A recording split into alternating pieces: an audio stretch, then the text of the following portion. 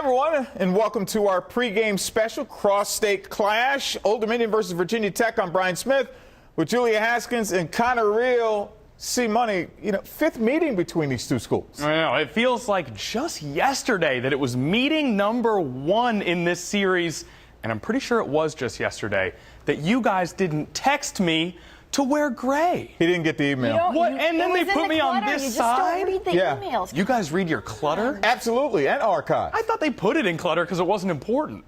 Everything is important. You know what helps me declutter? What's that? Listening to Julia Haskins talk about this ODU offense. Julia, talk to me. Well, guys, we're starting with an NFL preseason game from the weekend. One specific matchup, 2 ODU draft picks going head-to-head. The Jets, Zach Kuntz playing against former teammate and Trey Hawkins with the New York Giants. Those were just 2 of 3 draft picks from ODU this year, and it makes you wonder how the Monarchs ranked near the bottom of the Sun Belt in nearly every stat offensively last season. Well, injuries played a big role in that, but this offense needed a rebuild from the ground up, and a new offensive coordinator by the name of Kevin Decker will lead the charge. As Kevin Decker will tell you, there's a multitude of reasons why Old Dominion was the perfect fit. Logistically, it was a step up. That would be from Patriot League powerhouse Fordham, where Decker produced the second best offense in FCS history in his 4th and final season with the Rams. Then there was the culture, which to Decker was apparent before he even got here. When I remember in my head the facilities on film, I said, this place seems like they care about athletics, so it was a no-brainer for me. But it was the persuasive nature and favorable reputation of head coach Ricky Ronnie that ultimately led Decker to accept the job without ever actually visiting Norfolk. The few conversations we have and talking to other people in the industry, I said, this is the guy that I want to work for. I don't need to go see anything. So when you arrive at a place you've never been before, tasked with rebuilding an entire offense, you wonder, what's step 1? So getting here and just kind of trying to establish some confidence with the kids early on, which I think we have now, but I don't think we will really have true confidence until it happens in a game. So I'm excited for them to hopefully find that sooner rather than later. Standing in the way of establishing that confidence early, a Week 1 date against the Hokies in Lane Stadium. What Decker believes will be one of the most intense atmospheres he's ever coached in. I think it's going to be loud and ruckus, and to be honest, someone asked me if I'm going to be nervous. I think I'm just going to be excited for the opportunity. Well, Kevin Decker joined Ricky Ronnie's staff on December 5th, 2022. And coming just a few days later, Grant Wilson, one of Fordham's backup quarterbacks, announced that he would follow his offensive coordinator to Norfolk. And soon after that, ODU's former starting signal caller Hayden Wolf entered the transfer portal, which brings us to our new signal caller, Wilson. He saw limited action with the Rams in his 2 years there, completed 10 of 13 passes for 93 yards and 2 touchdowns. But having worked with Decker for the past 2 years, well, he's already familiar with that new system, which gave him an advantage in the quarterback battle this spring. It was a 3-way competition between Wilson, Jack Shields, and Colton Joseph. But last week, Coach Ronnie announced that Wilson would be the starter. He's actually from Northern Virginia, so he'll be starting his first college football game right here in his home state. Wilson, of course, is happy with the outcome, but he and Coach Decker also shared what it's been like watching that quarterback battle unfold. It's a nice gift. The coaches decided it a couple of days ago, so it's been nice. But man, it's been a long process. It was heated, but we were all friendly. We knew what to do on the field. We knew how to help the team and not let the competition divide us. So I think that was like the biggest part of it, not letting the competition divide us with our friends and the teammates. You know, the tough part about spring was trying to get, when you have 3 guys battling, that's a little tough to me because the 1 reps between them are spread pretty thin, and you can't really establish any continuity with the receivers trying to get 3 guys in there. So Grant just got more and more comfortable with the new personnel that he's throwing to, and kind of the same kid who I had at Fordham kind of came out. So for the Monarchs, we have a solidified QB1. Connor, is that the same case in Blacksburg? Well, as is often the case with me, I'm not entirely sure. It's kind of a matter of semantics. And look, anytime you have two healthy quarterbacks taking snaps in the same game, you're going to meet skepticism from the football public. In fact, quarterback might be the only position in all of sports where it's viewed as straight up bad to have two really good ones. The psychological requirements of the position deem it so. The quarterback is tasked with galvanizing and lifting the group. That can be complicated when there are two voices trying to do so. Now, this widely accepted football fact leaves Brent Pry walking a narrow line with the position in 2023. Pry has said unequivocally that Grant Wells is the starter. Wells held the same position last year after spending the previous 2 seasons starting at Marshall, and he won the quarterback competition this offseason. Pry has also stated with near equal conviction that Kyron Drones will see the field, and not just one-off plays, but whole series. Drones is a Baylor transfer and former 4-star recruit with enough athleticism to power a small city for multiple days. That leaves us with two healthy quarterbacks taking snaps in the same games. I don't know that I'm saying two quarterbacks. Grant's the starter. Grant gets the majority of the work, but people are going to have to prepare for Kyron. Now, there's another factor here. Wells did not live up to expectations last season. He threw 9 touchdowns to 9 interceptions and completed passes at a lower rate and shorter distance than he had at Marshall. But kind of no one lived up to expectations on the Hokies last year, so he's not alone. And since no games have been played yet, and history is repetitive but not exact, let's not assume this situation is a bad thing. What if Wells is steady and lifted by an improved supporting cast, while Jones provides a change of pace supercharge and gives opposing teams an extra thing to prepare for? What if both are good leaders that the team can follow? Let's assume that there are two really good quarterbacks on this team, and that's a good thing. So I left the glass decidedly half full there. And whether it's Wells or Drones on the field, they'll be throwing to a wide receiver room headlined by transfers. Jalen Lane comes from Middle Tennessee State. Daquan Felton, you may remember him. He comes from Norfolk State. And Ali Jennings takes center stage in Blacksburg after 2 very productive years at ODU. Now, I asked Jennings what he'll miss most about Norfolk. Of course, he said the relationships, the beach, but also the food. And I'm a big foodie guy. It was a lot of small restaurants that I used to like go and try all the time. I'm guessing there's probably not a lot of Division I football players sending restaurant recommendations to their Week 1 opponents. I still send those restaurants to some of the guys on the team over there. Then again, not many players' Week 1 opponents are their old team. It was definitely one of the hardest decisions of my life. These flashes of full circle poetry are everywhere in Ali Jennings' transfer from ODU to Virginia Tech. Like sometimes it's still like crazy to be like, I'm really at Virginia Tech. The top wide receiver recruit in Virginia as a high school senior, Jennings was passed over by the Hokies. It was a big part of my childhood. We used to come to the games all the time.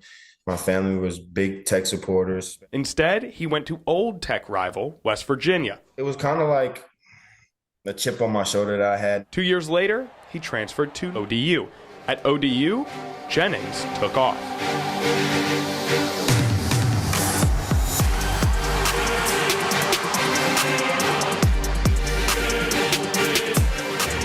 The biggest catch of Jennings' Monarch career came against his new team. Every once in a while, they'll hit me with like, bro, why did you have to make that catch? With 1 minute and 9 seconds remaining and ODU down 4, Jennings hauled in a 39-yard catch to the 1-yard line. The game-winning touchdown came 2 plays later. He caught that ball on Hokie cornerback Dorian Strong, now one of his closest teammates. When I line up against Dorian, it's always super competitive, but when we're off the field, it's all love between us. It's for great friendship. Following that upset, Jennings was unstoppable for the next 6 weeks, culminating with 9 catches for 130 yards and a touchdown versus Georgia Southern.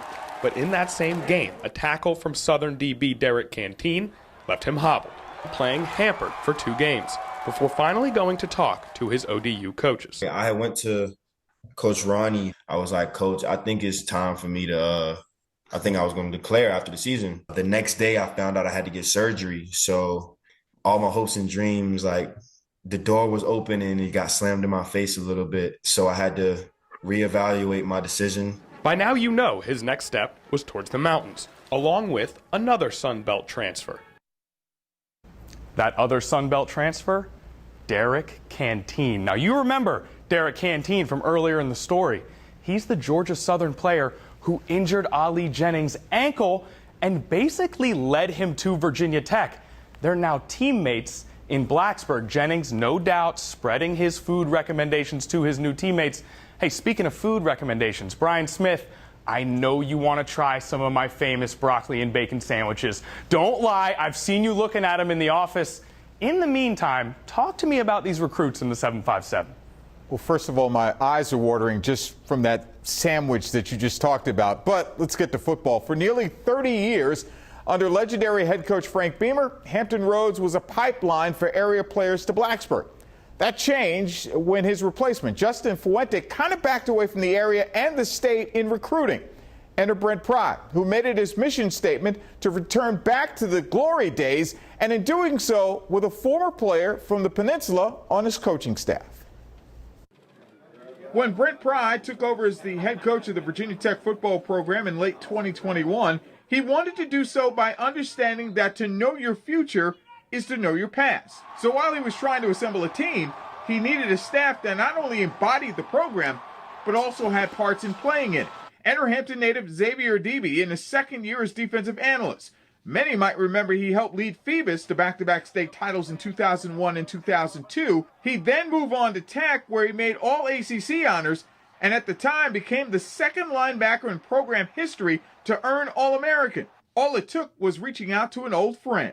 Well, it all started with me just giving a phone call to my mentor, Bud Foster. I still call him Coach Foster. So while talking to him, and he gave me some advice, and he actually reached out to Coach Brent Pry as well. Adebe had the resume to go with it. During his time in Blacksburg, he'd also be a part of 2 ACC championships with the Hokies and did it with guys from the 757. The big thing for me and some of the other guys that came along with me, Chris Ellis, the Vince Halls, all those guys, it was a family atmosphere. And when we got here, all the guys, we played for each other.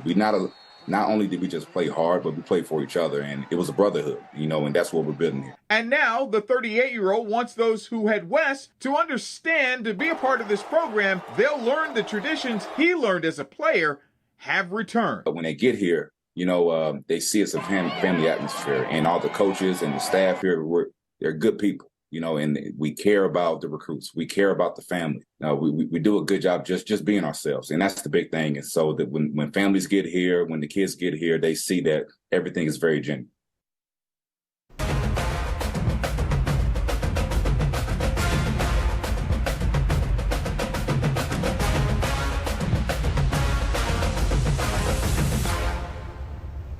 Well, guys, now to the fun part. I consider myself lucky to get to watch my 2 amazing coworkers debate about the hottest takes in sports every day. I like to consider myself more of the middleman. I like to listen to both sides before I form an opinion. Well, Brian Smith, why don't you join me? Sure. First off, now you love going head-to-head with Connor Reel. It can't be helped sometimes with Connor. So, with him, it is what it is. But, yeah. It is what it is, And Brian. And what it is you are going down. I appreciate you as a coworker. I do. I meant to come out here with a lot of motivated energy, but then Julia Haskins showering us with compliments. Of course. It doesn't happen often, Julia. guys. No. We really appreciate that. Nice of you to say, and nice to know how you truly feel. All right, now you might get a little obviously sensitive about this one because it is your Hokies, but Okay. First debate question we're starting off with, all right? These teams have played 4 times so far. Hokies won twice, ODU won twice. Do we consider this a rivalry now? Who's first? You want to go first? You want me to go first? I'm cool either way. You know that. All right, I'll start with. Yes, it is a rivalry. Both teams have won at home, so it's 2-2. So we're going to game 5 in this one. The wins have both come at home for both the schools. Oh, that's the second reason. Now, you did already say that. Yeah, I'll say it So again. if you want a repeat point. No.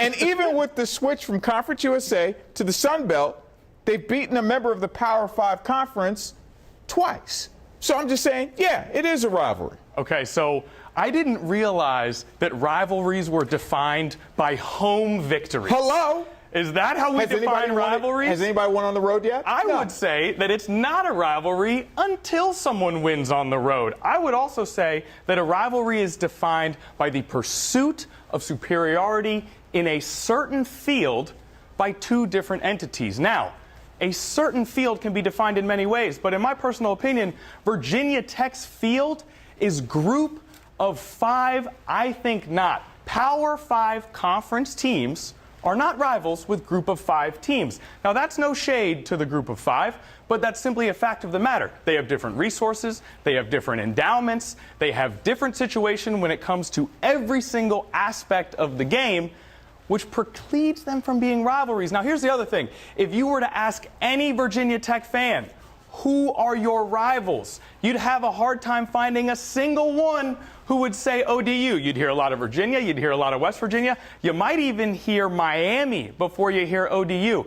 If you go to an ODU fan and you say, who are your rivals? You also would have a hard time finding a single one who says that Virginia Tech is their rival, because they know what I'm about to tell you. And that is that rivalries are not made by 2-2 records. Rivalries are not made by 4-game series. And rivalries certainly are not made when every single victory by one side is considered an insane, shocking upset. That's simply not a rivalry. There has to be some level of playing field before you can call it a rivalry. From the Monarchs' perspective, they got 2 wins. It's a rivalry in their eyes. We're not debating number of wins. 2 wins does not make a rivalry. Name me a famous rivalry in college football. Well, I guess you could go with UCLA, USC. And they've been playing football against each other for 100 years. It takes time. So therefore, it's not a rivalry. Well, the time is starting to build now. All right, well, now these 2 teams, they're playing together for the next decade, all right? So maybe we'll see some sort of rivalry kind of build. Yes. All right, but and I know y'all picked that category just to get under my skin. I am certain that question was directed at me. All right, next up, which ODU upset was more unlikely? You go first. You want me to take this one? You take this one. Now, I'm going to tell you what Brian Smith is going to say for this one, okay? I'm going to go 8 Mile on y'all, and I'm just going to lay out your argument for the people. Brian Smith is going to say that ODU was 0-3 going into their matchup with Virginia Tech in 2017. He's going to say that Virginia Tech was 3-0 with a win over Florida State going into their matchup in 2017. He's going to say that the point spread was one of the 10 biggest in college football history in 2017 for a game in which the underdog won. But here's the difference, is we are not discussing the circumstances before the game. We're discussing the circumstances in the game. In 2017, Blake LaRussa and his 2 6'3" wide receivers simply elevated their level of offensive play to be on Virginia Tech's level. That's not an upset. That's 2 even sides playing against each other. For a night, Old Dominion outplayed themselves. Now, last season is a different story. Last season, Virginia Tech outgained ODU almost double. Last season, Virginia Tech was 1 minute away from winning. But what happened? As with every great upset, a bunch of insane things happened. You see on your screen, Grant Wells threw 4 interceptions, one of which there wasn't a single Hokie in sight. Virginia Tech's coaches got trapped in an elevator mid-game. Virginia Tech was ready to kick a field goal right before halftime to increase the lead that they already had over a lesser opponent. That ball sailed over the head of the holder into the ODU end zone, which they then recovered for a 10-point swing. With a minute left to play, Virginia Tech had an 80% plus chance at winning. 10 seconds later, ODU had an 80+% chance of winning. Why? Because those circumstances were more surprising and more insane in the actual contest than anything that happened in 2017. What do you think, B. Smith? My retort for that is that the Blake LaRussa game was the most unlikeliest of upsets. Did you forget the fact that Blake LaRussa didn't start this game? All 5'10" of them, 180 pounds, wound up taking over for Stevie Williams, a then freshman at the time. And guess what he did? LaRussa just basically took over. How about the Monarchs came back from 3 7-point deficits in this game? Blake LaRussa had never had a game like this. His numbers, you're in the numbers. How about 30 of 49, 495 yards, and 4 touchdowns? Wins a thriller, 49-35. And in Hollywood fashion, LaRussa, who had 1 year of eligibility left, winds up going, you know what, I'm going to go to seminary school instead of coming back for my final year. Can I get an amen from the congregation? Now, first of all, amen. Amen. Amen. Amen. Second of all, Blake LaRussa going to seminary school has nothing to do with it was what a we're Hollywood talking about. ending for a guy who had the game of his life and walked away with a year of eligibility left. That was the most unlikeliest of endings you could ever ask for. 2 retorts to your retort. Yes. Number 1, Blake LaRussa started that game on the bench. Guess what happened after he came in against Virginia Tech?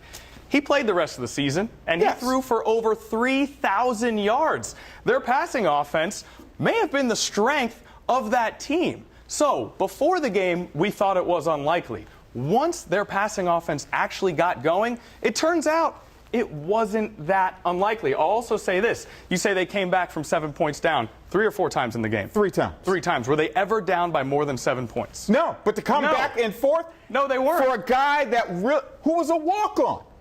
He was a walk-on. You guys Excellent. see That's what I fantastic. live It's with unlikely. every day. Him being in a the walk-on sports does not office. affect his performance in this game. The facts of the matter is, He had never. I even spoke to him about this. He felt it was the game of his see, life. now he's name dropping. He's pulling rank. That's pretty All right, impressive. guys, we have a third dropping it. I can't question come to back get from to. that. That We've was got one solid. more. You guys are chatting so much. Yes. I appreciate it, but it's making me hungry. Oh, All right, same. it's past Okay. dinner time, Same. and we're talking dinner guests right now. Final debate question. All right, guys, listen up. No, we don't know this one. You don't know this one. This yes. one we're unprepared for. Okay. All right, you guys are making dinner reservations, right? Yourselves included. You've got spots for 2 more. You've got an ODU football player and a Virginia Tech football player, current or former. Who you choosing Ooh. in this dinner reservation? For a little dinner? A little dinner. A former Tech player or a former ODU player? No, but one of each. One of each. This is a dinner. Doesn't matter what era. Nope. This is a dinner for Ooh. 3. Oh, for 3. Where are we going for dinner? That's up to you as well. Are we going together with our No, these players? are separate. we're separate. These are separate. We're We're separate, comparing. yes. You want to meet up for a comparing beer here. after? Well, we could. Okay, Yeah, we don't could. fill up. Mixed Don't drinks, fill we up could. too Yes, much. Yeah. But what would you say? Now, who would I take for my dinner? Now, look, I want to be different, okay? I want to say something that is going to shock you all. I want to say something where you're going to be like, wow, that's interesting and unique and creative. But this is not the time for that. There's only one Hokie to choose here, and for me, that's Michael Vick.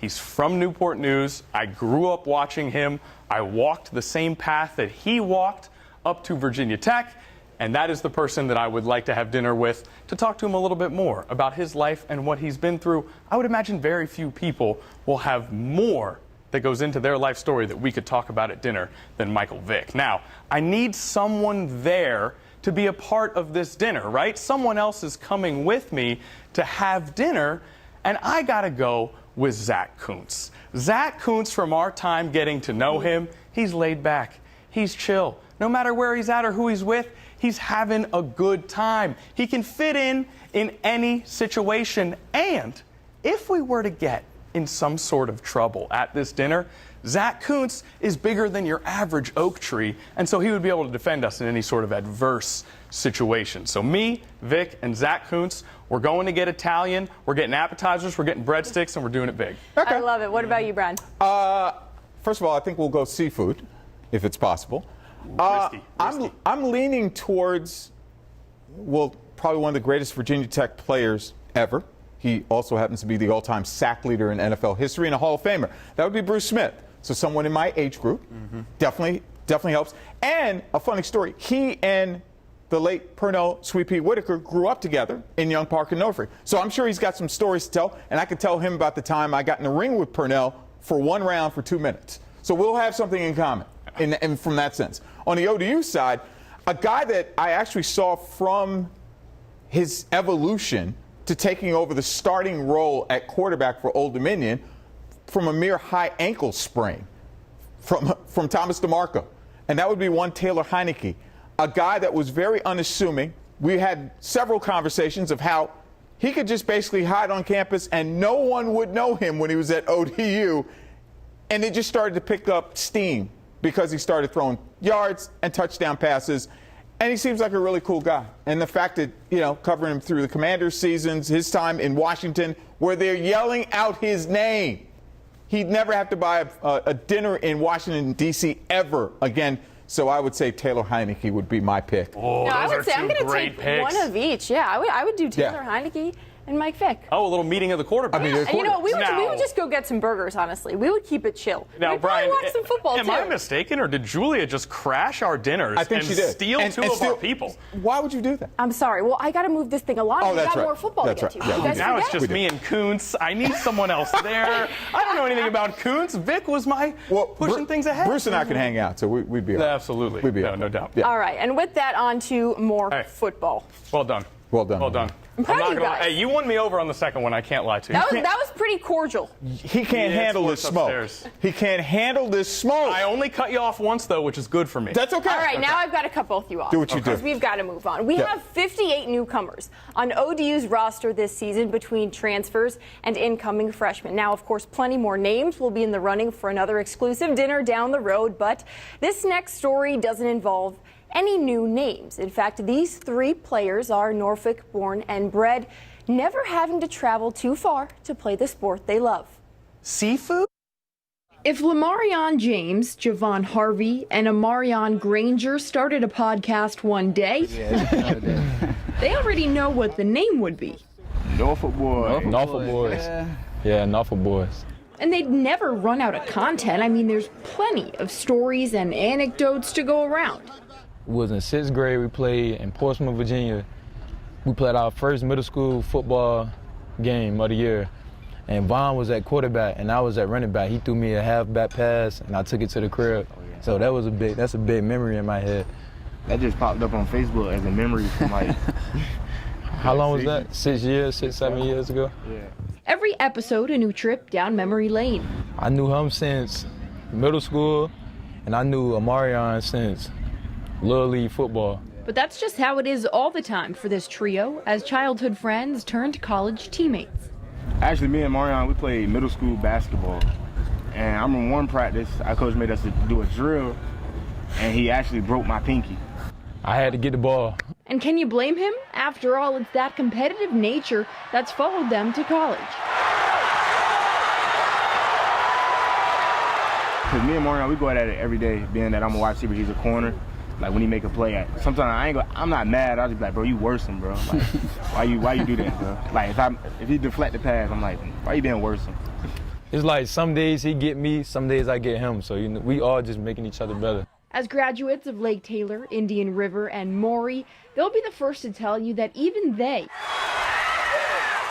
never saw this coming. I had the vision, but I didn't think, it would be like this. Now it's like I played middle school, 1 year high school, and college with Marion Jennings. Like, I ain't never pictured that. And even if you've never met them, well, you can tell there's more to this friendship. I think like how we interact with each other, people like they have a sense of like that we all grew up together. Like people will come up to us, like we'll be talking to each other like different type of ways, but that's like our bond, but they wouldn't understand. And how could they? After all, not many people can say they've played their entire athletic career in the same place. First down and 10, looking for that end zone. He's got Harvey, and that's a catch for a touchdown. Old Dominion breaks the ice. I knew, like, once I had grabbed ODU, like, yeah, I want to play for my hometown. 133 FBS schools, and yet the Norfolk boys are living out their dreams together, right in their backyard. I think it's a big blessing that we really can just come out here on Saturdays and really play in front of our whole city. And they support us a lot, so that means a lot to me. And who knows, maybe down the road we'll get that Norfolk Boys podcast and form our own opinions about who's the funniest. Me? I ain't gonna lie, it's a tie between them two. They be having me weak.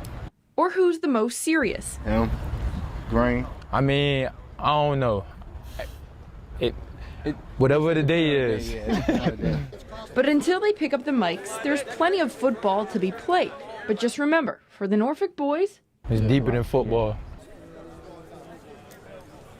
Well, I don't know about you guys, but I would listen to the Norfolk Boys podcast and maybe a potential guest on their show, teammate Jason Henderson, because you can't talk about ODU football without him, right, Brian? You're definitely right about that. Lest we forget, the Hokies have had their own concerns when it comes to the Monarch defense. Well, actually, one particular person, the past couple of years, who's had a knack for tackling.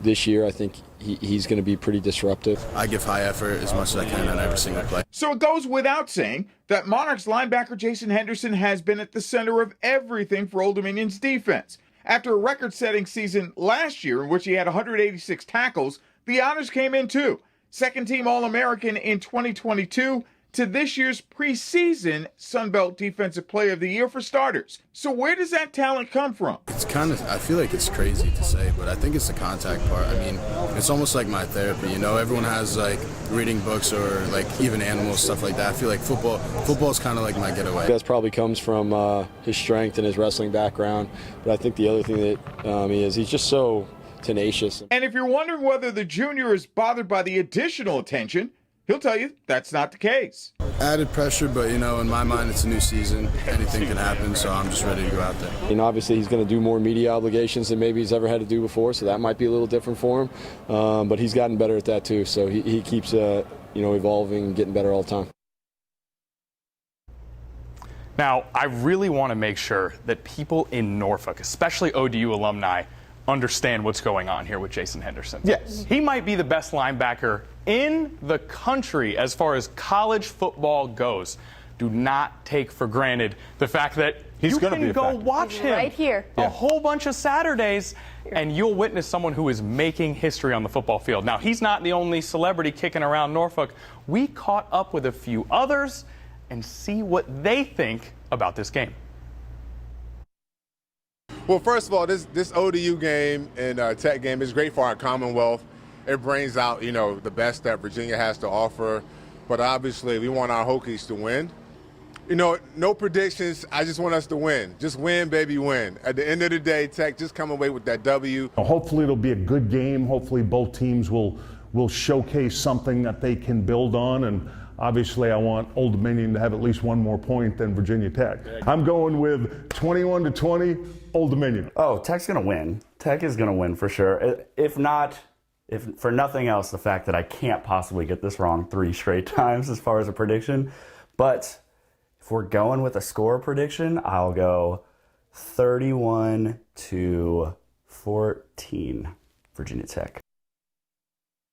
Now, of course, that last prediction came from Willie Byrne, a former member of the 13 News Now Sports Department. So we've got the predictions from the pros, but a couple predictions from your sports team. Who wants to go first? I'm a little nervous. I say ladies first. Julia, you take it away. Thank you, guys. I'm going Virginia Tech here, 24-21. Every time Virginia Tech has won, it's been by a much larger margin of victory than any of the times ODU has won.